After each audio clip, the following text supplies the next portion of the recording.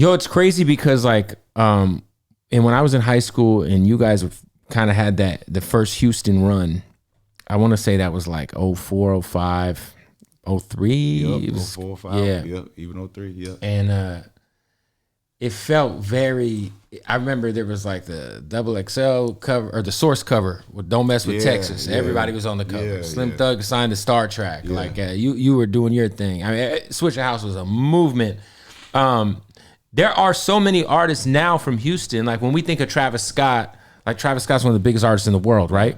And he obviously bangs Houston heavy, right. Astro World, all that. Right. But like, I feel like, I don't know if it feels like there's like a unison movement out of the city with the newer artists. Do you feel it? Because back then it felt like there was a real movement, a cohesive movement. Yeah. Well, I don't think it necessarily is now. When we came out, the movement was a little different because there was the Screwed Up Click artists and the Swisher House artists, and it was a similar style of rap where, you know, we had similar subject matter, similar type of slow down type of beats.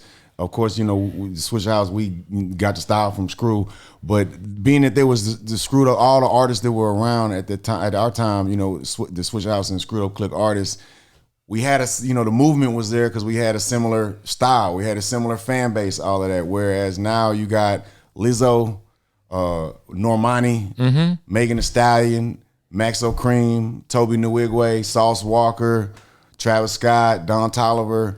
Where everyone's got their own vibe. Right. Yeah. Don Toliver, Travis Scott. Ken the Man. Shout out to Ken the Man from Houston. Yeah. Don Toliver, Travis Scott got similar style, but it's way different than Toby. And that's completely different than Sauce Walker. And that's so different than Normani or Lizzo, you know. So it's, you know, and there's, not to mention all of the other Houston artists that are like blowing up right now on TikTok, or the non-traditional methods that we came up that I don't even know about yet, but they popping and, you know, getting 50,000 a show and I don't even know them. You know, those artists out there too, where they building their fan bases up, you know, outside of the Houston, you know, market. And I think that's a little bit why too, where, you know, when we came, we rep Texas to the fullest. Well, they also do, but when people played our music, they played it as a pride thing too. They're repping Texas by playing our music.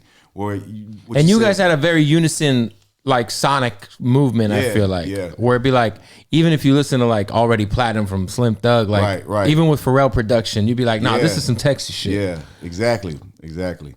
But all the artists there, they still rep H-Town, like you said, but they're not kind of known as being H-Town. Where when you think of us, you think, oh, H-Town, Texas, you know. 100%.